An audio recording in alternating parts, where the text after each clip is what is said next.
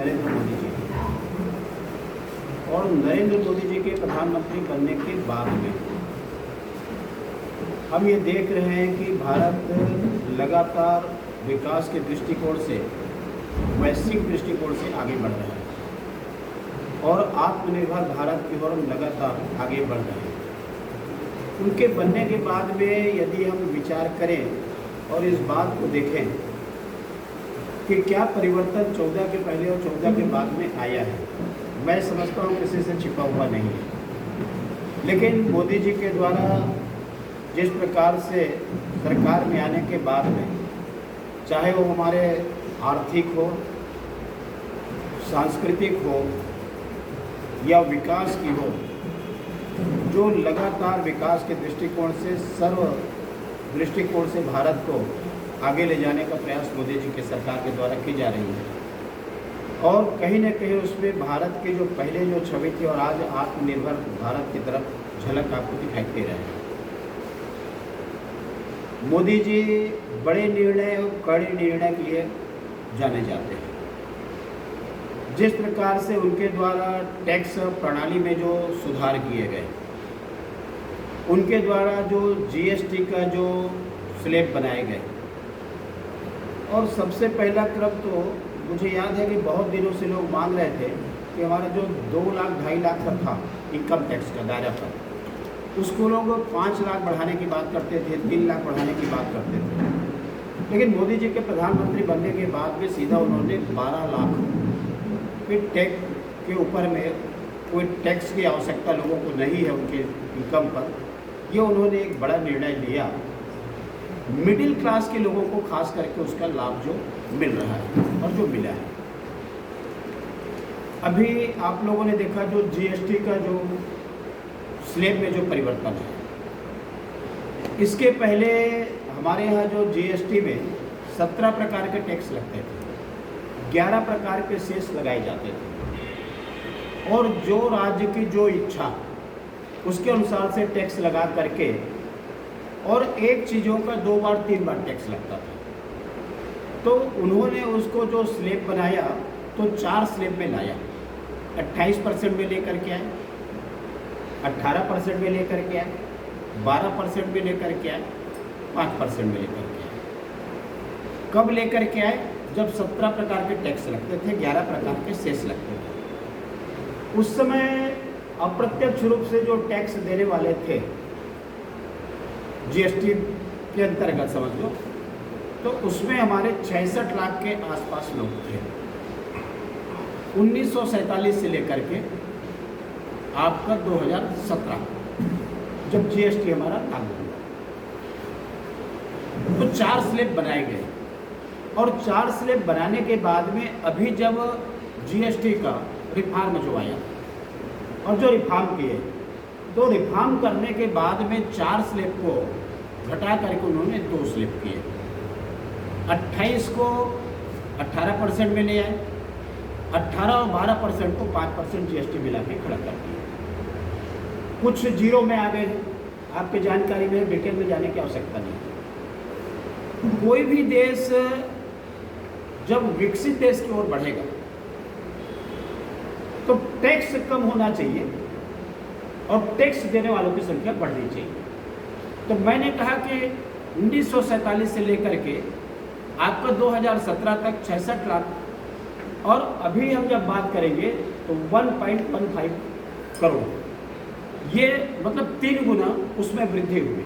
और 3 गुना वृद्धि होने के बाद में ये 2 स्लैब में ला करके जिस प्रकार से उसको रियायत दी गई है, उसका आगे मैं उसमें चर्चा करूँगा।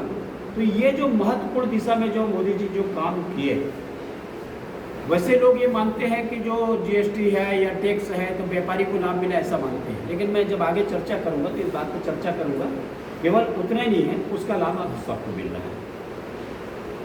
जिस प्रकार से मोदी जी लगातार काम कर रहे हैं उसमें हमारे नागरिकों को राहत मिल रहा है, व्यापारियों को हमारी जो सुविधाएँ मिल रही है, कानून का हमारे जो कर सरलीकरण किया गया है, और उसके साथ में हमारे भारत के 150 करोड़ लोगों के भी उनके कहीं ना कहीं उसके आने के बाद में उनको जो लाभ है उनके जीवन को आसान बनाने का काम मोदी जी के द्वारा किया गया है। उनका केवल एक ही ध्येय है कि भारत की तरक्की होना, आम लोगों के जीवन में सुधार लाना, और उस दिशा में जो महत्वपूर्ण काम हुए हैं बहुत सारे हैं, उसको दोहराने की जरूरत नहीं है, लेकिन वो दिखाई दे रहे हैं।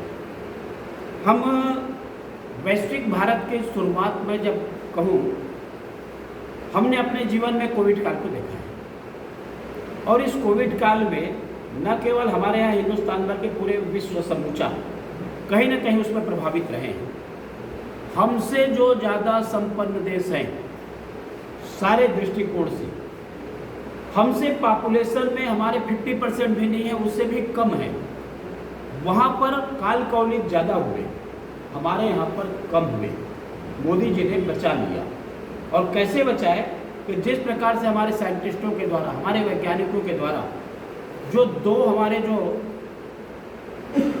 कोविशील्ड और एक वैक्सीन बनाए गए, और बनाने के बाद में जो लोगों को लगाए गए, यदि हम विदेशों के ऊपर निर्भर रहते तो मुझे लगता है कि भारत की जो पॉपुलेशन है बचाने में हमें बहुत कठिनाइयों का सामना करना पड़ता। लेकिन हमारे वैज्ञानिकों का जो मेहनत और मोदी जी का उसमें जो स्टैंड कि नहीं, हमको दूसरे के ऊपर नहीं, हमको खुद को करना है, और न केवल भारत बल्कि भारत के बाहर के लोगों को भी सप्लाई करना, दवाई उनको सप्लाई करना, वैक्सीन सप्लाई करना, उनकी जान बचाना।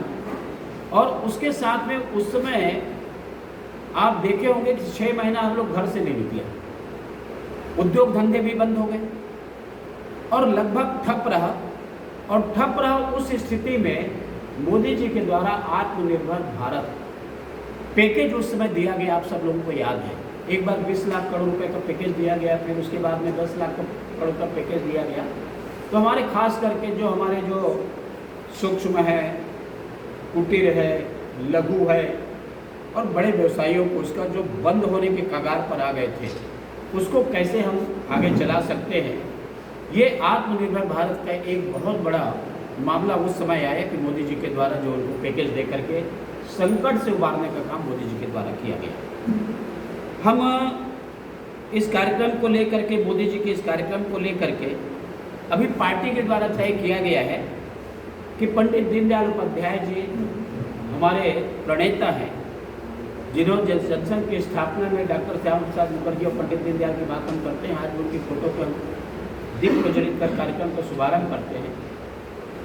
उनके जन्म जयंती 25 सितंबर और 25 दिसंबर छत्तीसगढ़ राज्य के निर्माता तत्कालीन प्रधानमंत्री अटल बिहारी वाजपेयी जी जन्म जयंती, उसको लेकर के वहाँ तक इस कार्यक्रम को लेकर के, आत्मनिर्भर भारत कार्यक्रम को लेकर के कार्य योजना बनाई गई है। इस कार्य योजना के अंतर्गत में हमको संकल्प सम्मेलन करना, आत्मनिर्भर भारत रथ निकालना, वोकल फॉर लोकल के संदेश को हर भारतीय तक पहुंचाना, और इस कार्यक्रम को 25 सितंबर से लेकर के 25 दिसंबर तक के कार्यक्रम पार्टी के लिए द्वारा लोगों के घर घर तक पहुंचाने के लिए इस प्रकार के कार्यक्रम बनाए गए हैं। इसके साथ में मैं कहना चाहूँगा कि जिस प्रकार से हम पिछले 1 दशक की यदि बात करेंगे तो मोदी जी के नेतृत्व में जो देश ने जो काम किया स्वदेशी को लेकर के, और जो स्वदेशी को लेकर के जब काम उनके द्वारा किया गया तो पहले भारत जो है आयातक देश की सूची में शामिल था। आज 10 साल में काम करने के बाद में आज जो भारत का स्थान है निर्यातक देश की सूची में शामिल हो गया है। हम पहले हर चीज़ों के लिए दूसरे देशों के ऊपर में निर्भर रहते थे, और हमारा जो सैन्य शक्ति है उसके लिए भी हम विदेशों को ताकते रहते थे। लेकिन आज भारत में स्वदेशी के उत्पादन को लेकर के जिस प्रकार से हमारे DRDO के द्वारा जो कार्य किया जा रहा है, हमारे सैनिकों के द्वारा, हमारे जो वैज्ञानिकों के द्वारा जो कार्य किया जा रहा है, स्वदेशी वस्तुओं का वेपन से लेकर के, मिसाइल से लेकर के, हेलीकॉप्टर से लेकर के, और उसका परिणाम ये आया कि जब ऑपरेशन सिंदूर 22 अप्रैल को घटना हुई पहलगांव, उसमें धर्म पूछ करके निर्देश लोग मारे गए। हमारे बहनों के मांग के सिंदूर जाड़ने का काम किया गया।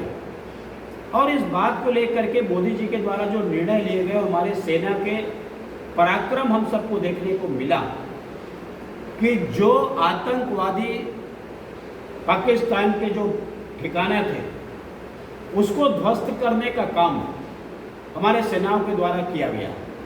जो 11 एयरबेस को ध्वस्त करने का काम किया गया और ऐसे आतंकवादी 100 से ज़्यादा उस घटना में मारे गए। उसमें हमारे स्वदेशी मिसाइल का अधिकतम उपयोग किया गया। और ये हमारे जो स्वदेशी से जो हम काम कर रहे हैं, उस समय ये बात को हमको देखने को मिला। मैंने कहा कि हम आयातक देश में थे, अब निर्यातक बने। वो बात मैं आगे और करूँगा इसको। इसके साथ ही साथ में जब मैं रक्षा क्षेत्र की ही बात करूँगा तो 14-15 में जब मोदी जी प्रधानमंत्री बने, उस समय हमारी जो स्थिति थी 1941 करोड़ रुपए हम निर्यात किए थे रक्षा के क्षेत्र में। और आज मैं 24-25 की मैं बात करूं तो 23,622 करोड़ रुपए का निर्यात करने का काम भारत देश के द्वारा किया गया। मतलब हमें एक ऊंची छलांग लगाए हैं। उसके साथ में इसमें केवल हम निर्यात ही नहीं किए, बल्कि इसमें हमारे स्टार्टअप इकोसिस्टम के रूप में भी स्थापित किए गए। पूरे वर्ल्ड में तीसरे नंबर पर हम लोग अभी हैं। 17 लाख से अधिक युवाओं को उसमें रोजगार का अवसर भी मिला। भारत में 100 से अधिक यूनिक कार आत्मनिर्भर भारत के संकल्प का हमारे प्रतीक है। हम जब बात करेंगे कि आत्मनिर्भर भारत के स्वप्न को पूरा करने के लिए न्यूनतम सरकार अधिकतम शासन के ध्येय को पूरा करने का काम मोदी जी के द्वारा किया गया है। और हम देख रहे हैं कि इसमें जो आर्थिक जो सुधार की बात है, मैंने कहा नीतिगत सुधार की बात है, और ऐसे बहुत सारे सुधार के काम मोदी जी के इस कार्यकाल में किया गया है, जिसका ज़्यादा से ज़्यादा लाभ हमारे किसानों को, गरीबों को, महिलाओं को और युवाओं को उसका लाभ मिले, मध्यम वर्ग को लाभ मिले। ये मोदी जी के कार्यकाल की हमारी उपलब्धि हम कह सकते हैं। और जिस प्रकार से उन्होंने काम किया है, जीएसटी में जो सुधार आया, मैं अभी बहुत सारे 4 व्हीलर वाले के यहाँ गया था, 2 व्हीलर वालों के यहाँ गया, मैं 3 व्हीलर वाले के यहाँ गया, एसी दुकान में गया, दवाई दुकान में गया, बर्तन जो बेचते हैं उनके दुकान में गया। और जा कर के मैंने उनसे पूछा कि जब हमारा 4 का स्लैब था और अभी 2 का स्लैब आया तो क्या अंतर है। मोटरसाइकिल वाले ने बताया कि भैया मोटरसाइकिल में 6,000 से लेकर के 15,000 तक के ये जो छूट है, ये हमारे ग्राहकों को मिल रहा है। बिक्री के बारे में मैंने कहा तो उन्होंने कहा कि जितना हमारा बिक्री होना था उससे कई गुना ज़्यादा हमारी बिक्री होनी है। 4 व्हीलर में, छोटी गाड़ियों में आपका 1 लाख 1.5 लाख और बड़ी गाड़ियों में 3 लाख तक का अंतर आया है, 10% का अंतर है। ट्रैक्टर में खाली यदि इंजन की बात करोगे तो 35,000 से लेकर के 65,000 तक की छूट आया है, बात आई है, जो लाभ मिला। और यदि हम रोटावेटर उसमें जोड़ दें, हम उसमें उनके ट्राली को जोड़ दें, कल्टीवेटर को जोड़ दें, तो 1,20,000 तक की छूट ट्रैक्टर में किसान को हमारे मिल रहे हैं। टीवी में 5,000 तक का छूट आया है। क्रय शक्ति लोगों की बढ़ी है। मैं कल पेपर पढ़ रहा था, आप लोग तो पेपर वाले हैं, मैं आपके पेपर पढ़ रहा था, उसमें सत्य वाले का दिया हुआ था बिलासपुर। पिछले बार उन्होंने 2 महीना में 1200 गाड़ी बेचे थे, मारुति सुजुकी वाले 1200 गाड़ी। अभी उनका आया है कि हमने नवरात्रि और दशहरा में 1000 गाड़ी बेच चुके हैं और ये दिवाली में 15 दिन के अंदर हम 1400 गाड़ी बेचने वाले हैं, लगभग जो बुकिंग है। मतलब 12 दूनी 24, पिछले बार 1200, अभी 24। एक कंपनी की बात बता रहा हूँ, बिलासपुर की बात बता रहा हूँ।